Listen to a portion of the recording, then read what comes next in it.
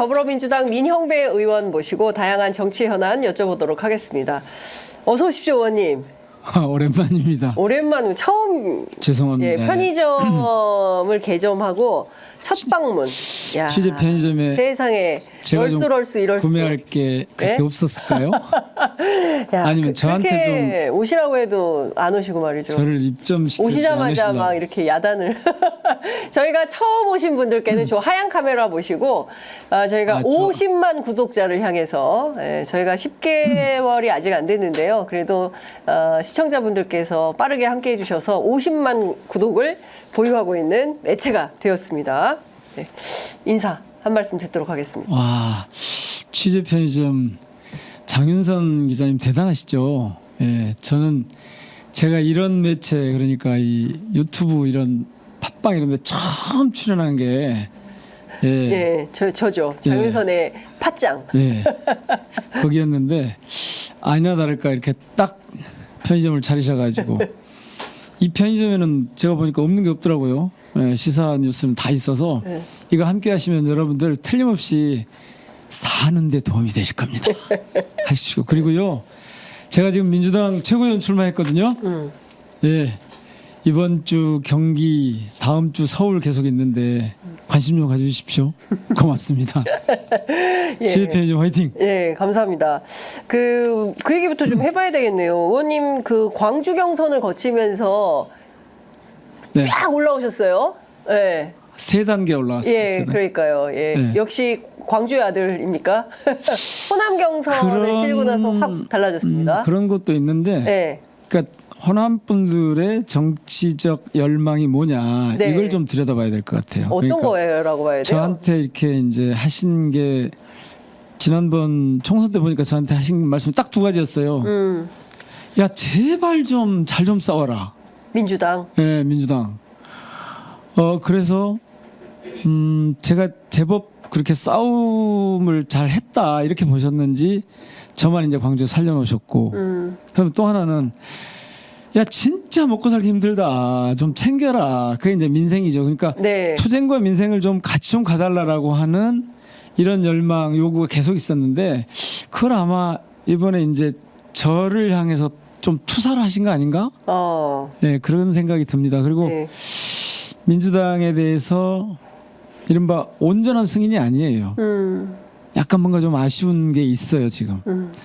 그런 거를 하여튼 약간 아쉬운 건 뭐라고 보세요? 그러니까 특히 이제 호남에 민주당 당원 40만이라고 들었습니다. 그러면 굉장히 포션이 큰 33%죠. 전체 3분의 1. 30, 그러니까 권리 당원의 3분의 1 정도. 거의 뭐 3분의 1에 해당하는 그런 이제 당원들이 그 호남 지역에 있는 건데, 네. 이분들이 아쉬워하는 대목은 더 적극적으로 윤석열 정권과 맞서 싸우라라는 요구인가요? 이분들은 네. 지금 제발 좀 보지 않았으면 좋겠다 하는 얼굴들이 있는 것 같더라고요. 윤 대통령을 비롯해서 네. 그 옆에 배우자, 네. 그리고 이 행동대장 노릇하는 이런 분들까지 포함해서 정말 보기 싫어해요. 그래서 이게 제도가 우리가 이미 어쩔 수 없이 갖고 있는 제도가 있는데 이 제도를 좀 뛰어넘어서 뭔가 좀 서둘러서 좀 상황이 바뀌었으면 좋겠다라고 하는 게 예. 가장 크죠. 의원님, 그 과정에 민주당이 제대로 하고 있어? 이런 데 대한 불만이 좀 있는 거고. 정치검찰 해체, 윤석열 정권 퇴출, 이게 의원님 슬로건인데요. 예.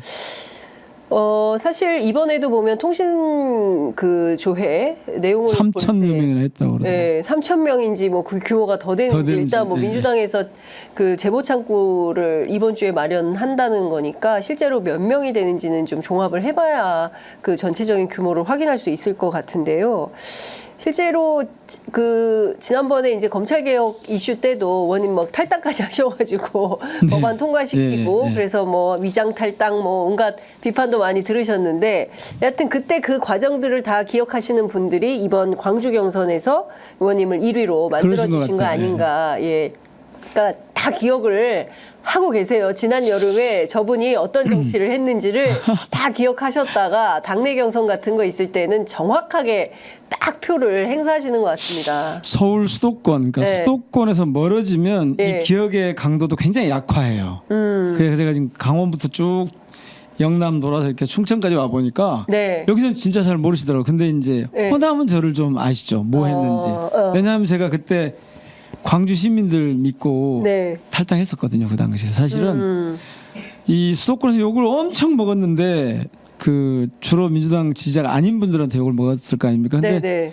그때도 광주 분들은 흉보 오시는 분이 절반이 안 됐어요. 응원하신 분들이 더 많았어요. 네. 뭐 그래서 그런 기억들이 작동하지 않았을까 싶긴 합니다. 네, 네. 그렇군요. 근데 이 사찰 문제는 네, 사찰 문제. 근래 이제 몇 가지 그 경제적인 이슈로 보면 TMF 그러니까 티모니 위메프 사태가 있고 네. 정치적으로 보면 이 사찰 문제가 네. 있고 그렇잖아요. 예. 이게 둘 다 제가 보기에는 이 정권의 성격하고 이 정권의 현재 모습하고 그대로 닮아 있어요. 그러니까 TMF 사태라고 하는 이것만 해도요. 저희들이 사실 21대 때 네. 그리고 문재인 정부에서 이 온라인 플랫폼에 관한 이 법률을 만들려고 정말 애를 썼거든요. 저만 해도 이렇게 이 재정법을 당시에 이 온라인 플랫폼 중개거래 공정화에 관한 법률안인데 이게 네. 제가 대표 마련 법률안 이건데 네. 이런 게 한 20개가 그때 나왔거든요. 그런데 딱 그 정권이 바뀌면서 네. 자율 규제 어쩌고 하면서 이걸 다 개무시한 거예요. 그래서 이 그러니까 플랫폼 온풀법이 제정되지 않음으로 해서 네. 이 자율규제라는 명목하에 사실은 강자들이 마음대로 할 수 있는 공간이 생긴 거고 예. 그 사건이 지금 이번 이 TMF 사태인 거예요. TMF가 그래서 나온 거예요. 네. 그런 거고 그다음에 이 사찰 이것도 마찬가지예요. 네. 그 전까지는 이런 경우는 없어요. 이 사찰이 지금 저희가 사찰이라고 하는 것은 사실 확인조회거든요. 그러니까 예. 통신 자료만 그냥 보는 경우 그런 경우는 저희들이 사찰이라고까지 할 수는 없어요. 그냥 그 사람이 누군지만 보는 거니까. 네. 그런데 개인 정보를 너무 많이 보는 거 그렇죠. 아닙니까? 누구랑 대화했고 예. 이제 거기서 무슨 대화까지 했는지를 봤는지 어쩐지 저희들이 모르잖아요. 그거는 영장이 있어야만 그렇죠. 통화 내역을 확인할 수 있죠. 그런데 그럼에도 불구하고 이렇게 광범위하게 정치 사찰을 했다는 건 뭐냐면 예. 이 정부가 검찰을 앞세워서 지금 자신들을 이렇게 보호막을 치고 있는 그 실제가 그대로 드러난 거예요. 그러니까 근래에 나온 경제 쪽, 민생 쪽의 이 사건, 그다음에 이 정치 쪽의 이 사건 둘 다 이 네. 정권이 지금 국민적 지지 기반을 갖고 있지 못한 상태에서 억지로 자신들이 이 국정을 자기 방식으로 특히 검찰 출신들 방식으로 운영해 가려고 하다 보니까 즉 검찰 독재가 빚은 참사들이에요. 이거 다 지금. 제가 보기엔 그래요. 그렇습니다. 그 사실 독재 정권이 제일 싫어하는 게 기자들의 취재 활동이거든요. 예. 예. 중국에서도 보면 티벳 이런 데 못 가게 하잖아요. 그렇죠. 예. 예. 그런 것처럼 윤석열 정부도 이상하게 기자들이 누구랑 통화하고 어떤 내용을 취재하고 있는가를 확인하려고 하면 저는 그 자체로 취재 활동을 위축시키고 표현의 자유, 알 권리 그리고 또 언론의 자유를 침해하는 요소가 있다. 공교롭게도 기자들을 이번에 그렇게 많이 했어요. 제가 예. 언론노동운동 때 언론노조 활동을 하다가 노조위원장 두 번째 하다가 제가 잘린 사람이에요. 80년대 이후에 이제 첫 해직 기자인데 제가 네. 이번에 딱 들어와서 제가 이제 보니까 MBC 기자를 지난번에 전용기 안 태웠잖아요. 안 태웠죠. 그래서 제가 그 본회의장에서 5분 발언하면서 이 대통령 전용기가 대통령 개인 거냐라고 한번 네. 악을 쓴 적이 있어요. 예. 이분들은 지금 자신들이 활용할 때는 언론을 어떻게 해서든 자신들의 이른바 그래서 뭐 나온 애완견이란 말도 있는데 그런 때는 굉장히 적극적이고 호의적으로 해요. 네. 그건 검찰 수사할 때 그 피의 사실을 흘려주면서 검언 유착이라고 하잖아요. 네네. 그거 똑같은 건데 그런 식으로 하는데 반대로 예. 자신들에게 언론이 뭔가 자신들의 문제점에 대해서 지적하고 그걸 파헤치기 위해서 취재하는 것에 대해서는 극도로 민감하게 거부반응을 일으키는 그러니까요. 거예요. 오죽하면 전용기에 태우지도 않고 황당무계한 일을 합니다. 아니 그러니까 이 문명 국가에서 있을 수 없는 일이 벌어진 없는 거예요. 일이죠. 네. 예. 야만이에요. 맞습니다. 말로 언론에 대해서는 아니 그러니까 이번에 그 또 나왔잖아요. 강백신 부장의 그 네. 아니 왜 자기들이 그 수사 대상도 아닌 명예훼손죄를 가지고 신문사 편집국 보도국을 그렇게 압수수색을 하면서 쳐들어갑니까? 이게 네. 군사독재 때도 그런 일이 없었다는 얘기가 있잖아요. 그때는 오히려 눈에 보이게 했거든요. 그때는 뭐 앉아 있었죠. 네. 편집국 보도국에. 눈에 보이게 그렇게 하고 예, 있었는데 예. 아니 저는 지금 21세기 이 문민화 된 지가 벌써 30년인데 네. 아니 40년이 다 됐네. 40년인데 네. 지금도 언론에 대해서 그런 사고를 갖고 있는 것 자체가 그러니까요. 이 끔찍합니다. 정권의 수준을 그냥 보여주는 거예요. 예, 제가 이것 좀 여쭤볼게요. 예, 예. 그 오늘 아침 조간신문에 일제히 보도가 됐는데요. 김경수 전 경남지사가 네. 8.15 광복절 복권 대상에 포함이 됐다는 겁니다. 어제 실제로 돼 있답니까? 뭐 저는 그게 좀 수상한데. 예, 아니 뭐 그 아니 그럴 거면 지난번에 좀 하지. 그러니까요. 지금 와서 그때는 하면은 사면하고 장난- 이번에는 복권. 그러니까 이게 무슨 예, 시혜를 사면 따로 복권 따로. 왜 그러는 거예요 지금? 그 이게 흔히 얘기하는 네, 왜 이런다고 보십니까? 엉뚱한 무슨 이 야권의 어떤 분열 어쩌고 그런 걸 겨냥한 거라는 그런 해석들이 나올 텐데 네, 오늘 보도는 그런 내용들이 좀 나와 있습니다. 나왔겠죠. 예. 그러니까 이런 짓을 하면 통할 거라고 생각하는 윤석열 정권이 문제예요. 네. 제가 아까 그 TMF 사태나 이 민간 사찰 정보 예. 이 사찰하는 이 문제나 이 정권의 문제라고 말씀드렸는데 이것도 정치를 완전히 잘못 배운 거예요. 사실은 정치를 잘못 배운 게 아니라 정치적 감각 자체가 없는 거예요. 예전에 자신들이 그렇게 조작하고 분열을 책동을 하면 그게 통하던 방식이 지금도 민주당 내에서 혹은 야당 내에서 통할 거라고 착각을 하는 거예요. 분열 책동이라고 보십니까? 저는 그런 요소가 있다고 보는데 예. 착각이라고 보는 거예요. 예. 그게. 예. 이거 봐보세요. 지난번에 우리가 그 지난번 총선 때요. 예. 비례대표를 어떻게 할 것인가를 놓고 한참 시끄러웠잖아요. 네. 그때 봐보십시오. 처음에는 민주당 입장에서 보니까 병립형으로 가는 게 좋겠다는 의견들이 좀 다수인 것처럼 보였어요. 네. 그런데 민주당이 냉정하게 생각을 해보니까 연동형이 맞아. 예. 장기적으로도 맞고 다음번 예. 정치 과정에서도 맞아. 예. 그래서 연동형을 선택했잖아요. 예. 그리고 저는 연동형을 강력하게 주장을 했었는데 네. 그리고 나서 총선 승리했어요. 자, 자신들은 병립형으로 하자고 했었지만 네. 그 당시 국힘에서 저희들이 연동형으로 가서 결국 했어요. 지금 김경수 전 지사를 이른바 사면 복권이라고 하는 조치를 통해서 정치 활동을 할 수 있게 해놓으면 네. 내부에서 야당 내부에서 뭔가 이 균열이 균열이 생길 거라고 하는 생각을 하는 것 같은데 예. 제가 보기에는 정치의 하수 중에서도 최하수예요 지금. 최하수다. 하수를 둔 거다 지금 다시. 그러면은 김경수 지사에 대해서 그 복권하지 말았어야 되죠. 아니요 그런 차원은 전혀 다르고요. 네. 오히려 그것이 네. 지금 그렇게 뭐 그런 생각을 혹시라도 하고 있다면 저는 그러지 않으리라고 보는데 네. 그런 생각을 하고 계신 분들이 있다면 예. 이거는 오히려 당내 결집과 예. 단일 대우를 꾸리는데 오히려 도움이 될 거다. 결집과 단일 대우에 도움이 오히려 될 도움이 거다. 될 거다. 그래서 예. 저희 입장에서 보면 땡큐예요.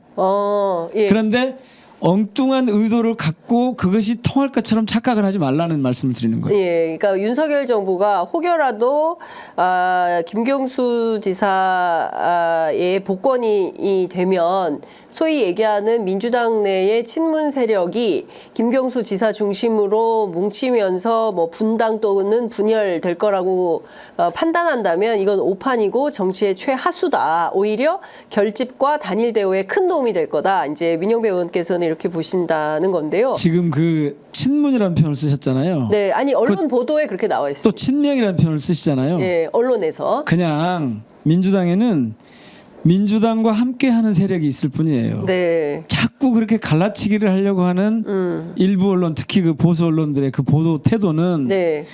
저는 머지않아서 역사가 심판을 세게 하게 될 겁니다. 네. 그들의 존재 자체에 대한 문제 제기를 하게 될 거예요. 왜냐하면 워낙 왜곡과 이 분열의 언어를 사용해서 국민 통합에 정면으로 이 배치되는 그런 행위를 해왔기 때문에 저는 검찰이 곧 해체될 것처럼 네. 그런 보수 언론 이 시대의 흐름도 마찬가지고 미디어 시스템 자체가 바뀌고 있지만 네. 미디어 생태 자체가 바뀌고 있어서 그렇기도 하지만 저는 그런 것 그 언론계 지금 같은 그런 이전에 이른바 이 수구 카르텔을 형성하고 거기 일원으로서의 언론 네. 이 존재는 저는 점점 와야 될 거라고 봅니다. 지금 이 야권 특히 민주당 내에서의 무슨 친문이 친명이 친논 이렇게 갈라치게 하는 이것도 네. 미안하지만 민주당 지지자들과 당원들 사이에서 전혀 통용이 되지 않을 겁니다. 지금 민주당은 어떻게 윤석열 정권을 무너뜨리고 정권을 탈환해서 네. 민생을 챙기고 민주주의를 진화할 수 있도록 하는 새로운 대한민국에 대한 이 희망과 꿈을 가지고 접근하고 있는 것이지 네. 내가 친명이니까 내가 친문이니까 지금 그런 말 여의도에서 아무리 해보십시오. 안 통합니다. 네. 그러니까 중요한 포인트는 2기 촛불 정부를 민주당이 어떻게 준비하고 그럼요. 어떻게 만들어갈 거냐 그에 대한 튼실한 준비가 아닌가라는 생각이 좀 들고 거기에 친명이나 친문 같은 구별짓기는 네. 더 이상 통하지 않을 겁니다. 네. 그 중요하게 봐야 되는 또 하나의 포인트는 안종범, 현기환, 원세훈, 조윤선, 조현오 다 우리가 추억 속의 그 이름들이 이번에 다 등장을 했는데 이분들도 다 사면복권의 대상자가 된다고 합니다. 사실상 국정농단 세력의 뭐라고 해야 됩니까? 부활입니까? 이분들 다 이렇게 해주는 이유가 뭘까? 이제 다 사면복권이 되면 이분들 다 출마할 수 있고 다 그렇게 되는 거거든요. 네. 그러니까 사실상 과거에 국정농단 사건에 다 연루됐던 사람들이 싹 다 사면복권 대상이 되는 겁니다.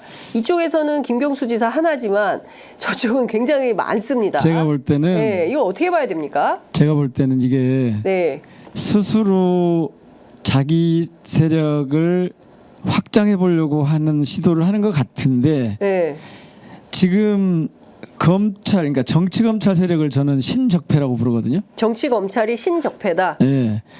이분들이 이제 구적폐예요. 네, 국민들이 어떻게 했습니까? 시민들이 이 촛불을 들어서 그 박근혜 정권 당시에 이 적폐를 촛불로 쓸었잖아요. 네, 그분들을 다시 살려놔요.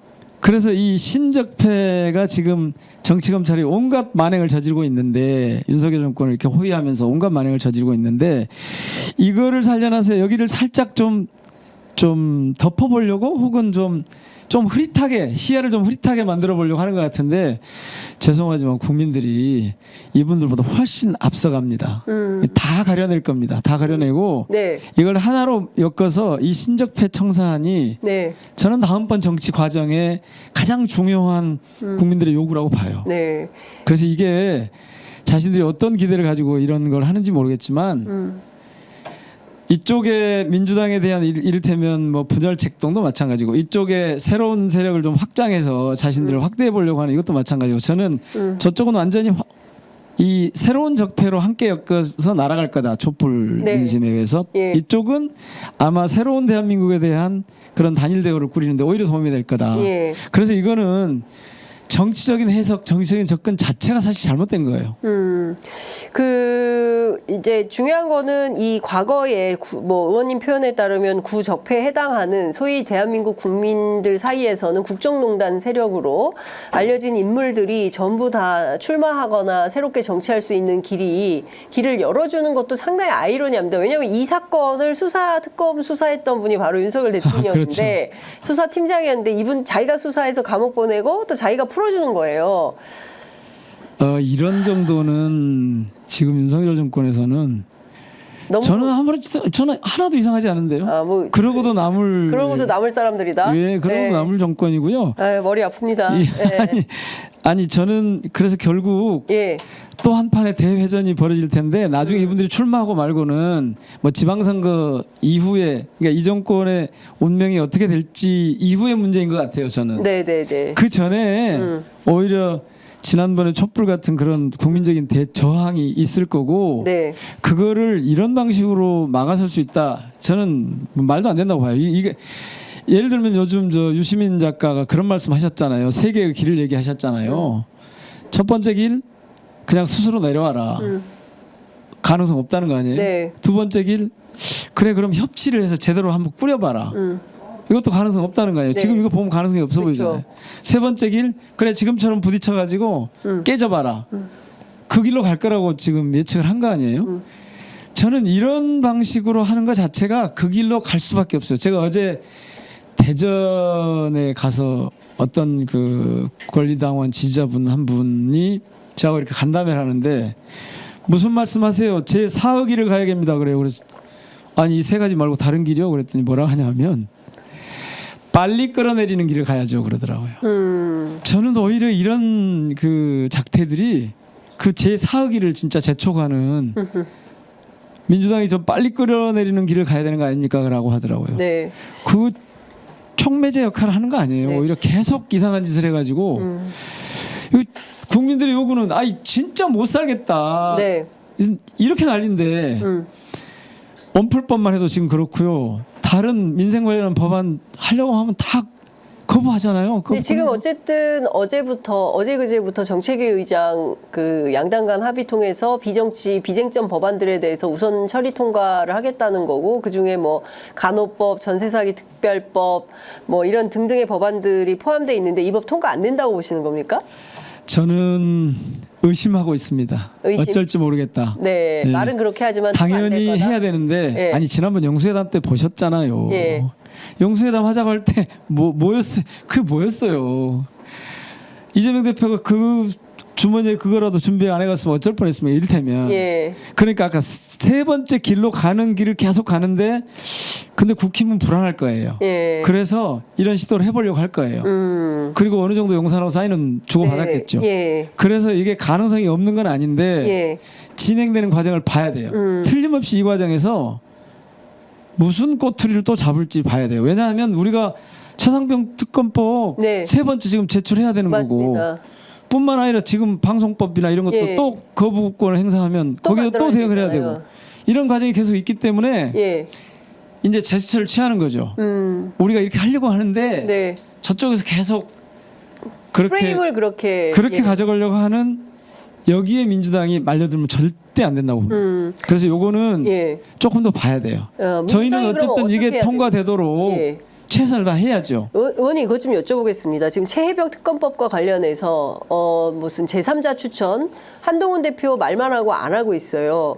안 할걸요? 예, 민주당 내부에서는 뭐 제3자 추천 그게 뭐 대한변협이 됐든 대법원장이 됐든 받아야 되는 거 아니냐. 그거 빠졌습니다 이번에 세 번째. 네, 이번에는 빠졌죠. 네. 이런 주장부터 절대로 그건 안 된다라는 주장까지 좀 이렇게 스펙트럼이 넓은 것 같습니다. 네. 의원님 판단은 어떻게 가야 된다고 보십니까?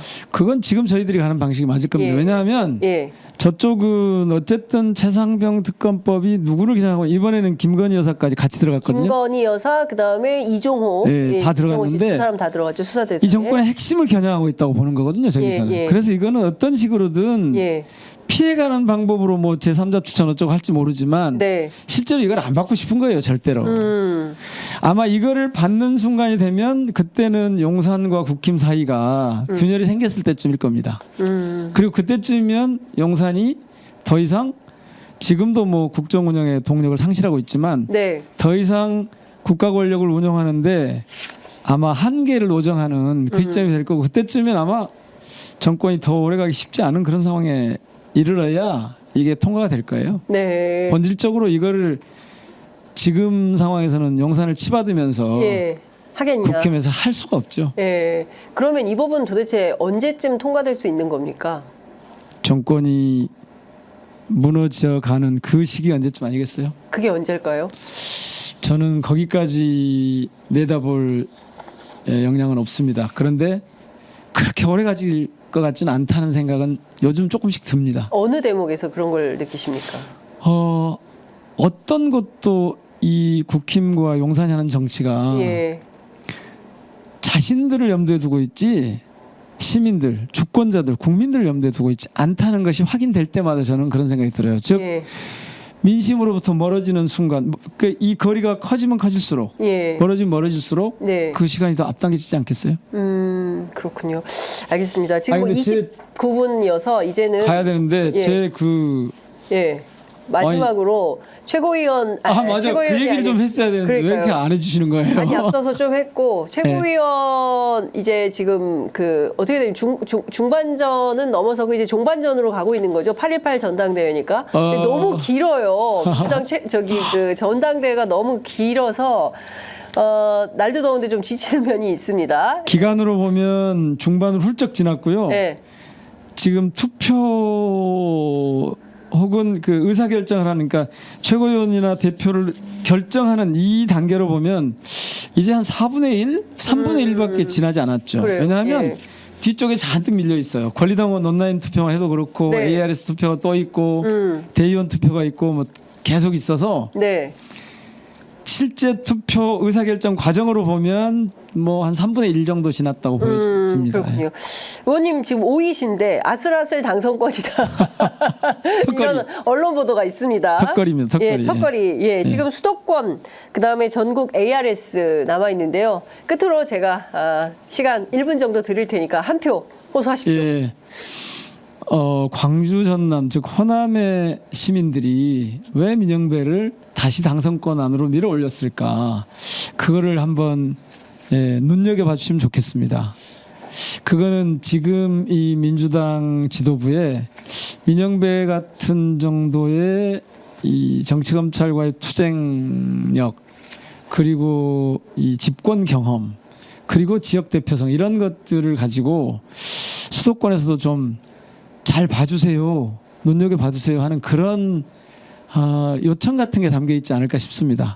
그래서 경기와 이 서울의 이 저희 권리당원 그리고 대의원 동지들께서 광주 전남의 정치적 열망을 좀 받아주시면 좋겠다 싶습니다. 저를 지도부에 좀 넣어주시면 좋겠습니다.